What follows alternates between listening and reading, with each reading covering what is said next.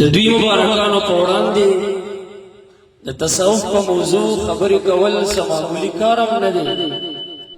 خو بیا هم د خپل مشایخو د توجهاتو په برکت زما معزز سامعین وګورئ، د کوم عظیم شخصیت د عرش شریف په مناسبت چې موږ تاسو راجمع شوي یو، هغه مبارک یو عام انسان نو، څه چې مقصد د انسانیت دی هغه حاصل کړی و. انسان یوازې عبارت د روح او د جسد نه نه دی، بلکې انسان عبارت د علم نه دی، د ادراک نه دی، د شعور نه دی، او دا مبارک د علم ظاهر او د علم لدنی، د علم المکاشفه، د علم التسکیه، د علم التصوف یو عظیمه مجسمه وه، څه چې مقصد د انسانیت څه چې وظایف د عبودیت او د بندګۍ په اتمه او اکمله وجه د مبارک تم حاصلو، او د ده مبارک په توجه به د ده صحبت شریف کې هغه سالکانو ته حاصلېدل. انسان مرکب د لس لطایفو نه دی، پنځه لطایف د عالم یمر او پنځه د عالم خلق. عالم خلق ما تحت العرش الى تحت الثرى، عالم امر ما فوق العرش نه عبارت دی، دغه عالم فوق العرش وي. دغه لس لطایف د عالم امر او د عالم خلق چې کله دې باندې کار وشي په سلوک چې په طریقه نقشبندي کې اول کار په لطایفو د عالم امر او باقي په درې سلاسلو شریفو کې اول کار په عالم خلق باندې، او بیا ورسره فنا حاصله شي، بقا حاصله شي. سیر اربعه چې عبارت دی د سیر الی الله، چې دا د سالک ابتدایي سیر او دلته حسي سیر مراد نه وي، دا یو معنوي سیر دی چې د صوفیو حقیقي صوفیو په توجه او د رب کریم په فضل او په خپل صداقت او عقیدت او ریاضت او محبت دا سالک ته میسر کیږي. سیر الی الله په دې وخت کې بیا ذوق وي، حلاوت وي، مستی وي، خوند وي، حضور قلبي وي، د پیر مبارک صحبت ته بار بار آمد او راتلل او حاضري وي. سالک هغه حجابات ظلمانیه بشریه حجاب بعد حجاب توی کوي، مخکې رواني، حتی دا سیر چې کله تام شي د دې نه بعد یو دویم سیر شروع کېږي، هغې ته سیر ویل کېږي سیر فی الله، خو مراد د دې نه سیر فی ذات الله مراد نه دی، ځکه ذات الرب جل جلاله هغه په ورائیت صرفه باندې متصف دی، غیب الغیب دی، ورا دی، ثم الورا دی، مالک تراب ولرب الارباب، کجا مهدی کجا دجال ناپاک، چی نسبت خاطره با عالم پاک، چرت انسان او چرت ادراک ذات الرب تعالی وتقدس وتنزه وتعاظما، بلکې دلته مراد د سیر فی الله نه، سیر في أسماء الله، سير في صفات الله، سير في اعتبارات الله، سير في شيونات الله. دغه سیر وي د دې نه سالک حصه اخلي د خپل استعداد مطابق، د خپل همت باطني په ذریعې سره د اسماء د باري تعالی نه، د صفاتو د باري تعالی نه، د اعتباراتو د باري تعالی نه، او د صفاتو د باري تعالی نه ډېر اخذ کوي. خو بیا سیر في أسماء الله شرط تفصیلا واقع شي،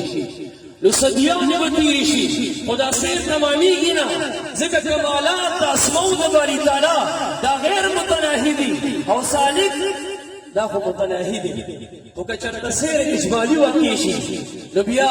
دا سیر یو ځای کې اختتام پذیر ګرځېږي، بیا بل اسم کې سیر اجمالي شروع کېږي، وهلم جروة الرا، او د دې نه بعد چې کله وصول شي د دې نه بعد بیا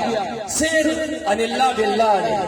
سیر عن الله بالله د رب کریم نه د هغه د حضور قدس نه واپس عالم ته راځي، خو ګمراهۍ طرف ته نه راځي، بلکې بالله راځي، د اسماء د صفاتو د شیوناتو د اعتباراتو د فیض په معیت کې راځي، د ارشاد په حیث راځي، د تربیت په حیث راځي.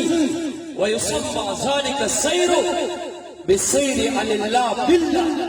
او سلورم سیر هغه سیر فی الاشیاء او مراد د اشیاء نه حقایق دي لکه حقیقت د کعبه معظمې چې دې ته دا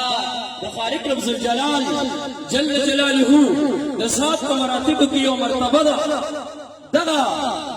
هغه حقیقت نه چې حقیقت د کعبه معظمې دی هغه کې سیر واقع شي او یا حقیقت د قران کریم یا حقیقت د صلات یا نور حقایق راوالا دغه سیر اربعه یا په یو بل تعبیر او په یو بل تقسیم سیر انفسی او سیر افاقی او فنا او بقاء او تصفیه د قلب او تزکیه د نفس او اعتدال د عناصر چې دا حاصل شي نو دا مقصد د انسانیت دی اوس تصوف څه ته وایي تصوف عبارت د شیئینو نه دی تخلیه او تهلیه بیا دلته اختلاف دی چې تخلیه مقدم دو که تهلیه فذهب بعضهم الى ان التخلیه مقدمه على التهلیه اول تخلیه ده بیا تهلیه ده تخلیه څه ته ویل کیږي ځان به د رذایلو نه مجرد او خالی و عالی کړي څه معنا څومره چې ردی صفات دي څومره چې بیکار صفتونه دي رذیل صفات دي حسد حقد عجب تکبر عمل په همزه سره بې ځایه امیدونه خودپسندي وغیره وغیره دغه زمین صفات مضمون صفات چې د دې نه تا ته خلاص حاصل شي د دې ازاله دې وکړه په اتمه وجه باندې دې ته ویل کېږي تخلیه تصوف دې ته نه ویل کېږي چې تا کې تکبر تصوف دې ته نه ویل کېږي چې ستا یو عام اهل سنت والجماعت حنفي ماتوریدي د هغه سره بغض او عداوت او دشمني وي تصوف د دې نه عبارت دی تاکې به حسد سي لکه حسد نیک اعمال دارنګې سیزي لکه څنګه چې اور سره اوچ لرګي سوځولی کېږي تاسو ګورئ ګل سے مبارک د ټولو سلسلو د استانو مشایخ مبارکان دا رغم کړي دي دا د دې مبارکو دغه صفا د باطل یو دلیل دی چې د مبارک د خلاص د حسد څخه حاصل دی نو صالح ځان ته صالح وایي دا باطلي امراض چې څوک د هغې تعداد یو کم سل ذکر کوي چې هغې ستا روحانیت متاثره کړی دی ستا باطل هغې علیل او مریض ګرځولی دی په توجه د خپل مشایخو او په اذکارو په ریاضاتو په تلاوت د قرآن کریم دلته بیا یوه نقطه مې ذهن ته راغله چې چونکې سالکان دا په درې قسمه دي یو مبتدي وي یو متوسط وي یو منتهي وي دا ذکر د اسم د جلالت د الله چې فایده ورکوي د مبتدي د ترقۍ مدار دا په اسم د جلالت د دې په ذکر دی په مراد د ذکر نه مقصد د ذکر نه مذکور وي د خالق رب ذوالجلال د رضا طالب په جوړیږي نو مبتدیانو هغه ته چې ترقي ملاویږي په ذکر دا لس طیف چې دي بلکې دا د طیف د علم امر روح د سیر د خفي د اقفا یا د نقشي د قالبي د دې ذکر طرف ته بدل توجه ورکړي ترقي به ورته ملاویږي او کوم چې متوسط او منتهي دي نو د دې ترقي په نفي اثبات کې دا نفي کوا تر دې چې انتفاع راشي اثبات نتیجه به نفي وي دا ما سوى الله حتی چې ستا د زړه د دنیا نه ستا د باطن د شیشې نه زن او فرزن او زر محبت د ځان محبت د اولاد محبت د جاه محبت د ریاست محبت د ما سوى الله د دې نه تا ته فنا حاصل شي امام ربانی رحمت الله تعالی علیه مبارک د ولایت په تاریخ کې میوزیک کې وایي چې دا عبارت د فنا او د بقا نه دی او فنا عبارت دی د خلو د قلب عما سوى الله او بقا عبارت دی د شغل د قلب بمحبت الله نو استاد نو د رب کریم په محبت باندې مشغول وي د متوسط او د منتهي د ترقۍ مدار دا په نفسباتو باندې دی او بیا چې هر څه منتهي دی نو په مقام د ابتدا کې چې کله دې ابتدایي طریقې سره منتهي وګرځېږي د انتها ابتدایي وي د دې ترقي د قرآن کریم په تلاوت کې ده خو خارج الصلات او چې بیا کله انتها ته ورسېږي د دې ترقي د قرآن مجید فرقان حمید په تلاوت باندې ده خو داخل الصلات عرض مې دا کول معززو تصوف دې ته ویل کېږي تخلیه به ځان کې راولي موضوع نه اوږدېږي بل طرف ته روانه بیا تخلیه ده ښایسته صفتونه علم حلم تقوا او دغه رنګ چې کوم دی ورع اجتناب د شبهاتنا چې حدیث د بخاری کې په تکرار سره راځي الحلال بین والحرام بین وبينهما مشتبهات دغه مشتبهاتونه بزان ساتي نو دغه یو صفت بزان کې راولي ځان به متصف په دې صفت کې چې مشتبهاتونه به هم ځان ساتي لیالي اشیاء بزان ساتي دې د تصوف ویل کېږي لس تعریفات د تصوف ما ته مستحضر دي خو یو تعریف بل کوم او خپل بیان اختتام پذیر ګرځو دویم تعریف د تصوف دا دی الصدق مع الله وحسن معامله مع الناس د رب کریم سره به د سچایۍ او د صداقت معامله چلی او خلکو سره به معاشرت ډیر په ښه طریقې سره کې روري به پالي کلیوالي به پالي تاکي به حب فی الله بغض فی الله وي لکه یو شاعر وایي ستا دپاره مې دوستي و دشمني ده